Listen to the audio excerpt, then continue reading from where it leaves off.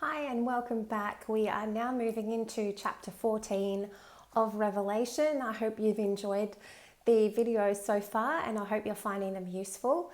As always, please make sure that you have a pen and paper ready, and if you've got a couple of Bibles, keep them beside you, and even better, maybe read the chapter before we go into the notes so that you can make particular attention of the notations that are coming forward. We're just going to move into chapter 14. My New King James Version references this chapter, the 144,000 and the two harvests. So we know what we're going to be speaking about, but we'll just move straight in.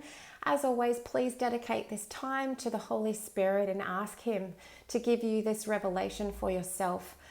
Even if you've read Revelation many times before or watched other videos, we can always learn from one another, and we can always be challenged by the revelations that are coming forward in new revelations. So just dedicate this time to the Holy Spirit. He is the one who imparts His wisdom, and He gives us the ability to understand this on a deeper level. So the 144,000 that are standing on Mount Zion with the Lamb, keeping in mind this is a common term for the kingdom of heaven in glory. This is not the Mount Zion. It isn't referencing Mount Moriah in the Temple Mount. These are the sealed evangelists described in chapter 7. This vision is not earth. Verse 2 tells us, "And I heard a voice from heaven, and then he hears a sound like harpists playing harps." So we know that this is actually not an earthly vision. This is a heavenly vision.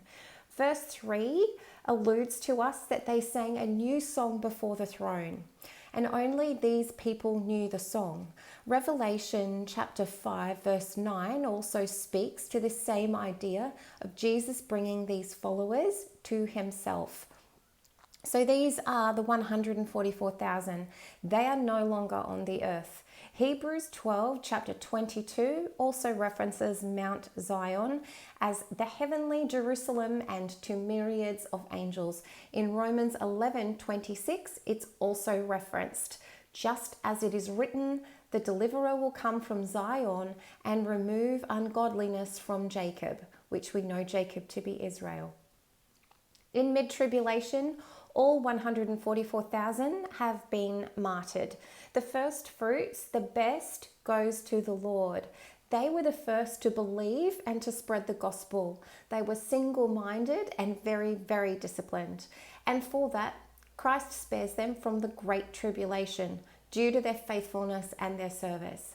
Again, as in Revelation 6, verse 6, there is a reference not to harm the oil or the wine. They were protected for a time, times, and half a time, which we know to be 3.5 years. And in that period of time, martyrdom was the example of dying a good death. This is not a recanting out of fear. People who were killed in the first half of the tribulation period who held firm to their faith are rewarded. Verse 6 speaks of one final evangelism being done by an angel in the atmosphere to the entire earth. This is a supernatural event, and this is the final presentation prior to Christ's second coming. Evangelism has never been subject to our willingness to preach or to share the gospel. God misses no one. His plans are perfect and His promises are true, and we know that to be true. Also, He has written our name in the book of life before the foundations of the earth. No one is missed. Another angel declares that Babylon has fallen, and a third angel explains what will happen to those who take the mark of the beast. This is the mark of eternal torment. This is it. It's final decision time, and it's eternal. No more people will be saved after this period. Their fates will be sealed through taking the mark of the beast, bar a few, which are covered in further chapters, but we'll go into them a little bit later. And these people suffer due to the state of their being, as in who they are, not what they do or what they did. But there is no return from this. Once you take the mark, you are damned for eternity into hell. That is it. God knows the heart of his people. And if they haven't been saved at this point, they will never accept Christ, and they were never going to accept Christ.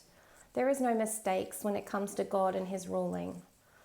And if an angel yelling down from heaven, telling you in your own language supernaturally that you either need to choose Christ or be destined to eternity in hell, and that doesn't shock you into faith or submission or into waking up, there is no saving available in your heart because no faith exists. It is difficult to contemplate. However, it makes sense when you consider that they have been through this tribulation period, the first 3.5 years of insane and intense tribulation, and they still have not come to know Christ. 2 Peter chapter 2, verse 1 to 3 also describes the false teachers discussed here. And while that is relative to the mid-tribulation flowing into the Great Tribulation period, it's very much also relevant for us in these days. Verse 12 speaks about the patience of the saints, and they are to be hopeful and expectant about eternity. They understand that death is the gift. Perseverance has rewards, but it's a kingdom reward. It is not an earthly reward. And if they are to maintain a faithful witness, then even when they're threatened with death, they will not succumb to the threats. You can only do that when you know you have an eternity and a future marked out with Christ, and that you have an eternal reward waiting for you at the end of death. And I believe that God is supernaturally going to impose some strength into these people in these times. Death is also a blessing because believers who do not die during the tribulation period also go into the new earthly kingdom in their natural bodies. We'll cover that a little bit later, and there's more of that in verse 20. They don't have their reward yet. It is a mass martyrdom phase with 3.5 angels reaping. Chapter 14, verse 17 speaks about 2 harvests and 1 reaping. This equals the 2 is reaping of the winepress, which is an eventual fate or wrath of unbelievers at Christ's second coming. Both are looking ahead, but both are a summary here. And verse 20 is the prelude to Revelation chapter 19, verses 13 to 21. I hope you've enjoyed this video.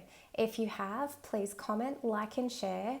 If you have any questions, please don't hesitate to get in contact with me and I'll be happy to assist you. Thanks and God bless.